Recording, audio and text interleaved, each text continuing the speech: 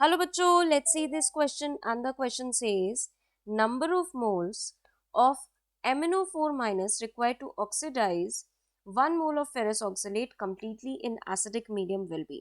तो क्वेश्चन में क्या बोला गया है कि नंबर ऑफ मोल्स, कितने नंबर ऑफ मोल्स जो है MnO4 माइनस के रिक्वायर्ड होंगे ताकि वो 1 मोल फेरस ऑक्सलेट को completely ऑक्सीडाइज कर दे। ठीक है, तो चलिए सबसे पहले हम अपनी रिएक्शन लिखते हैं। देखिए बच्चों, क्या होता है कि जो MnO4 माइनस होता है वो फेरस ऑक्सलेट यानी कि FeC2O4 के साथ इन एसिडिक मीडियम मिलकर क्या बनाता है, रिएक्ट करके CO2 और Mn2 प्लस बनाता है। ठीक है, और साथ में क्या बनाता है, Fe3 प्लस बनाता है। अब यहाँ पर बच्चों अगर हम सबके ऑक्सीडेशन स्टेट निकालें तो Mn की क्या आती है, +7 आती है। जैसे Mn का x लेट करेंगे, एक ऑक्सीजन एटम पर -2 चार्ज होता है और 4 एटम प्रेजेंट है तो इंटू 4, ओवरऑल स्पीशी पर -1 चार्ज है तो इज इक्वल्स टू -1। यहाँ से x की वैल्यू +7 आई। सिमिलरली यहाँ पर Fe की आई है +2, C2O4 ये आ गया C2, यानी कि यहाँ कार्बन की देखिए निकालते हैं, ये Fe की 2 है +2x प्लस -2, ये एक क्योंकि एक ऑक्सीजन एटम पर -2 चार्ज होता है तो -2 इंटू 4 इज इक्वल्स टू 0, क्योंकि 4 एटम है। यहाँ से x की वैल्यू क्या आ गई हमारी, +3। ठीक है, ये +3 आ गया। यहाँ पर कार्बन है +4, यहाँ ये Mn2 प्लस है, ये Fe3 प्लस है। अब ज़रा हम देखते हैं कि कितने इलेक्ट्रॉन का चेंज आ रहा है। यहाँ पर बच्चों अगर Mn का देखें तो कितने इलेक्ट्रॉन का चेंज आ रहा है, कितने इलेक्ट्रॉन का चेंज दिख रहा है, 5 इलेक्ट्रॉन का। बात करें आयरन की तो आयरन में कितने इलेक्ट्रॉन का चेंज दिख रहा है, आयरन में दिख रहा है 1 इलेक्ट्रॉन के चेंज का। ठीक, और अगर हम बात करें बच्चों कार्बन की तो कार्बन में कितने इलेक्ट्रॉन का चेंज देखने को मिल रहा है,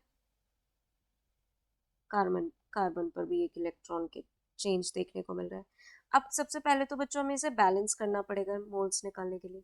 तो फर्स्ट स्टेप में क्या होता है, कैलकुलेट एन फैक्टर। तो सबके एन फैक्टर को हम कैलकुलेट करेंगे। मैंगनीज का एन फैक्टर क्या आएगा, देखिए एन फैक्टर का फॉर्मूला क्या होता है कि जितने इलेक्ट्रॉन का चेंज आ रहा है into number of atoms on the reactant side. तो कितने इलेक्ट्रॉन का चेंज आ रहा है 5, और रिएक्टेंट साइड कितने एटम्स है 1, तो ये आ गया 5। सिमिलरली हम आयरन का कैलकुलेट करेंगे, आयरन का एन फैक्टर क्या आएगा हमारा 1। ठीक, कार्बन का ऐसी क्या आएगा एन फैक्टर, कार्बन का आएगा +3 से +4, एक इलेक्ट्रॉन का चेंज, रिएक्टेंट साइड कितने एटम्स हैं 2, तो इसका एन फैक्टर आएगा बच्चों 2। अब देखिए बच्चों जो हमारा FeC2O4 है, बात करें अगर FeC2O4 की तो इसमें क्या हो रहा है, Fe +2 से +3 भी जा रहा है और C +3 से +4 भी जा रहा है, वो दोनों का ऑक्सीडेशन रहा है। तो यहाँ से अगर हम टोटल एन फैक्टर निकालें, जिसे हम एन फैक्टर डैश कह सकते हैं, तो वो आएगा जो एन फैक्टर आयरन का आ रहा है प्लस जो एन फैक्टर ऑक्सलेट का आ रहा है, तो क्या आएगा 1 + 2 दैट इज 3। तो इसका एन फैक्टर आ गया 3, और MnO4 माइनस का एन फैक्टर क्या आ गया हमारा 5। ठीक है, नेक्स्ट स्टेप क्या होता है बच्चों हमारा, नेक्स्ट स्टेप होता है एन फैक्टर को क्रॉस मल्टीप्लाई करना, एन फैक्टर को क्रॉस मल्टीप्लाई करना। तो चलिए बच्चों एन फैक्टर को क्रॉस मल्टीप्लाई करते हैं, यानी कि ये जो 5 है ये लग जाएगा FeC2O4 के आगे, और 3 जो है वो लग जाएगा MnO4 माइनस के आगे। तो 3 MnO4 minus plus 5 FeC2O4 plus H plus gives CO2 Mn2 plus plus Fe3 plus. ठीक है, अब नेक्स्ट स्टेप क्या है हमारा, इसमें है except oxygen and hydrogen atom, balance all other atoms, ठीक है,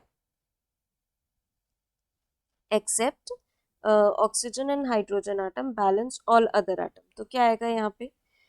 सबसे पहले मैंगनीज को देखते हैं, तो इसको बैलेंस करते हैं, यहाँ आएगा 3, ठीक है। Fe क्या है? Fe में 5, यहाँ पे भी हम 5 लगा देंगे। फिर उसके बाद कार्बन को बैलेंस करते हैं, यहाँ 10 है तो यहाँ पे भी 10 होना चाहिए। अब ऑक्सीजन बैलेंस करते हैं, क्योंकि फोर्थ स्टेप क्या होता है, हाइड्रोजन से पहले किसको बैलेंस करना है? Balance all oxygen atoms. तो अब ऑक्सीजन एटम्स को बैलेंस करेंगे। रिएक्टेंट साइड कितने? 3 इंटू 4 12, 12 प्लस 20, तो ये आ गए 34, ठीक है। तो प्रोडक्ट साइड कितने हैं हमारे? 20 है। एक सेकेंड बच्चों, यहाँ पे आ गया ये 12 प्लस 20, तो ये आ गया 32। 10 ऑलरेडी है हमारे पास, सॉरी 20 है ऑक्सीजन आटम, 12 और लाने, तो हम बैलेंस करते हैं with the help of water oxygen atom को, 12H2, ठीक। अब H प्लस हाइड्रोजन आटम को देख लेते हैं। जब हम हाइड्रोजन आटम देखेंगे बच्चों, रिएक्टेंट साइड हमारा कितना है? 1, प्रोडक्ट साइड कितना है हमारा? 24, तो यहाँ हम लगा देंगे 24। अब इसको क्रॉस चेक करने के लिए बच्चों हम क्या करेंगे, हम चार्ज देखेंगे कि रिएक्टेंट और प्रोडक्ट साइड सेम चार्ज होना चाहिए। तो रिएक्टेंट साइड हम चार्ज देखेंगे, यहाँ पर है 3 -3 और +24, तो ये क्या आ गया हमारा? ये आ गया 21। यहाँ पर भी सिमिलरली देखेंगे, यहाँ आ गया 6, ये 5 है बच्चों, 6 प्लस 15, ये क्या आ गया बच्चों हमारा? ये भी आ गया 21। तो चार्ज बैलेंस्ड है, तो यानी कि हमारी ये इक्वेशन बैलेंस्ड है। अब हम आगे चलते हैं।